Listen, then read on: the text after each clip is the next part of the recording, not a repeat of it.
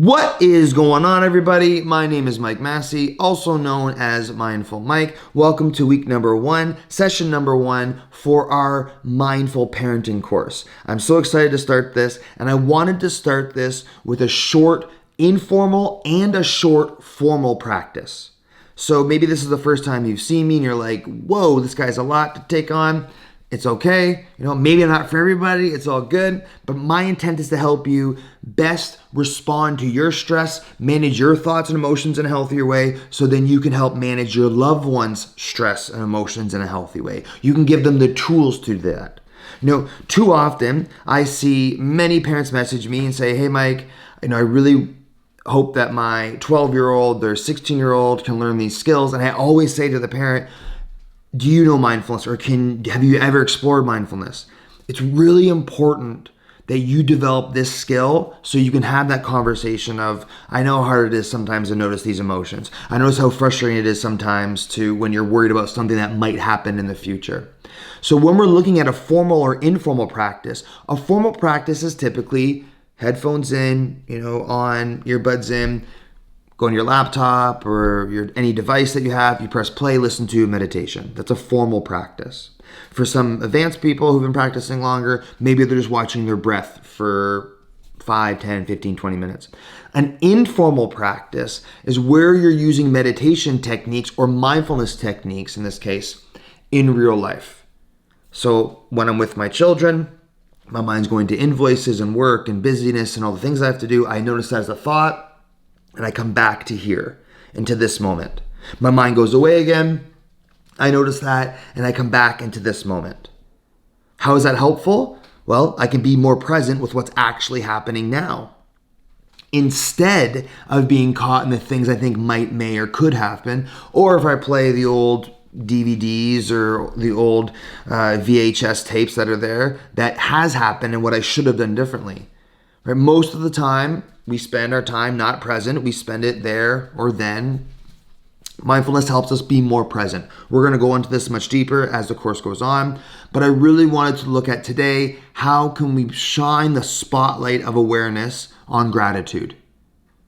For most of us, 83% of the time, we are caught in the negative, or what can be referred to as negative brain bias. So we hold that negative, and it's like one of my mentors said, it's like holding a Rottweiler holding a slipper and just doesn't want to let it go. Our brain is negative for many reasons, right? If you are worried about something, your brain's bringing up what you have to worry about and what might happen, A, B, C, or D.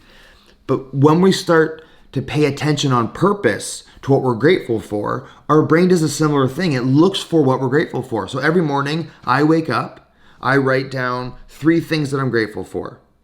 A lot of the times it's like my wife and my kids, or something that happened with a family, or maybe a really good episode of The Bachelor in Paradise I was watching with my mom, and that was funny. So I write that down, okay? And then throughout the day, as I go throughout the day, stuff happens and I go, oh, you know what? I'm really grateful for that. Or I might use that tomorrow for my gratitude journal. This is something that I would suggest. I'm not going to obviously make all of you do this, but what I would suggest is that you get into a regular routine of looking for things that you're grateful for. And it starts with just making note of it. Put it in your phone in the morning. Wake up, put what you're grateful for into notes in your phone. If you want, there's a journal app that I use, and there's also a 5-minute journal that I also use. But I actually find the phone the easiest because it's there right next to my bed charging. So for you, I want you to look at 3 things you're grateful for every day and write them out. Just start there. And you're like, that's it? Well, that's the start. I would also recommend that you start with a gratitude practice. And again, it's going to be short and sweet. How these videos work, my intent is to have them around or under, definitely under 10 minutes, but probably around 5 minutes max. And then to have some short follow-up practices, because I know how hard it is as a parent to set aside an hour a day or an hour a week even some of the times. So what my intent is that you watch video 1 of each week, and then you use the practice for that week for the entire week. So this week, the practice is gratitude. So we have the informal practice of waking up, writing down what we're grateful for, what connects with us. And maybe you're like, Mike, sometimes, I can't really think of. Then think about if the best part of your day was someone brought you a cup of coffee, then write that down. It's fine.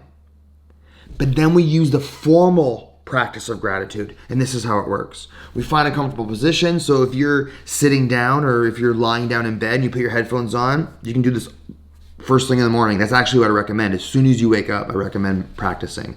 Because as your day gets longer, it's less likely that you're going to do something for yourself, right? A lot of you, I would probably be brave enough to say most of you, if not all of you, are so focused on all of the energy going out. And are you putting energy back in? So this program is really about you putting your mask on so then you can help other people. And I would love if you started your day with looking for what you're grateful for or what you are blessed with. Okay? So this is how this practice works. And we'll just do a little guided practice right now.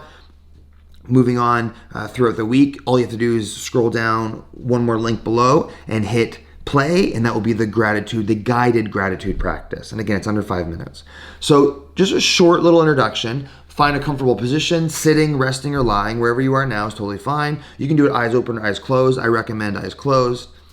So you let your eyes close. You think about a person, place, or thing that you're grateful for. It could be, so for me, I'm thinking of my children and my wife, just kind of came to mind.